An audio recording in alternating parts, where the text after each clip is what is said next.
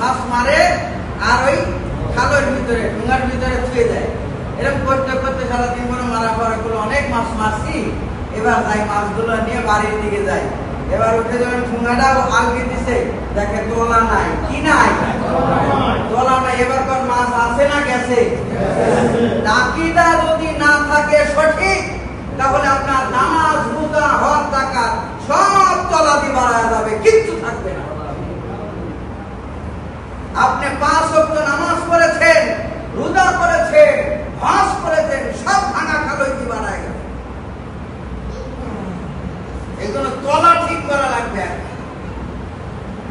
ঠিক করা লাগবে, তবেই তো মাছ থাকবে। কি কর? আমি যত আমল করেছি, আমল তখনই থাকবে যখন আমার আকীদা ঠিক থাকবে।